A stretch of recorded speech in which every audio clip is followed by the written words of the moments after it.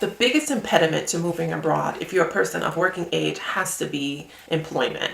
Unless you come from a wealthy family that can finance your lifestyle of wanting to move to Europe or to Asia, work is a priority in your list of moving abroad, things you have to do. With that being said, the job market in the US is dismal, and it's so frustrating for people who are looking for remote opportunities that allow them to work not just in the US but abroad. And a lot of companies, a lot of US companies discourage that or prohibit it outright. So that leaves the Americans who do want to move abroad with very small opportunities to be able to leave because they don't have income. The job market, I think, has not improved since 2008, 2009 when the economy crashed. Unfortunately, it has not improved, and the government has not pressured corporations to improve the working conditions of American workers. But fret not. With this understanding, I went down a rabbit hole to see what's the comparison with finding opportunities in other countries compared to Americans. And I was on TikTok and I was on YouTube, and there were several posts that showed that they had very much success with finding work in different countries, specifically Sweden, some in Luxembourg, some in Switzerland, some in Germany, in all different fields. This wasn't specific to like tech or medicine or IT. And so I started to dig further. And other people commented saying even when they did not receive an offer for the job, the company at least had the courtesy to reach out with them to say we were going with another candidate. So I was like, oh wow, this is a whole different type of job market. I decided to do some research to give you hope regarding what options are available for you if you're one of the many who want to move abroad, have decided you need to move abroad, but are still stuck with finding employment. Number one, you of course always want to focus on countries that have a visa track or residency track or work permit opportunity. You don't want to run in place and idealize a country that there's no way for you to immigrate there vis-a-vis any one of these processes. So right off the back, I always begin my process with making sure you pick a country that permits you to immigrate there.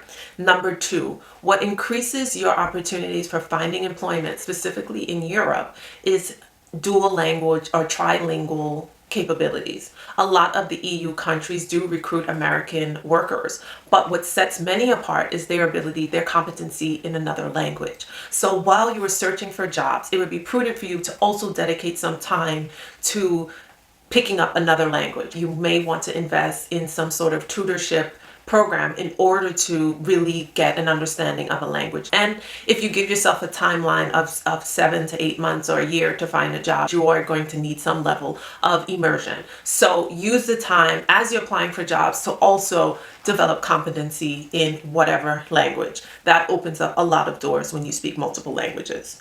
Also, you are going to look at different job sites.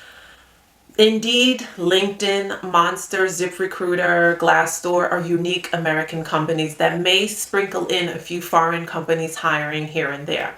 But I found in my research overwhelmingly that the job sites unique to these specific countries have a broader range of jobs available that the American job sites do not advertise. So you are going to focus heavily on international job sites, not the American job sites, but the country's job site posts. And there's several of them. So specifically, the job sites I'm going to link in this video, Mogul AI and Relocate.me, which include international companies of different niches. So it's not specific to any industry, but most of them are international companies and interested in hiring American or Canadian workers.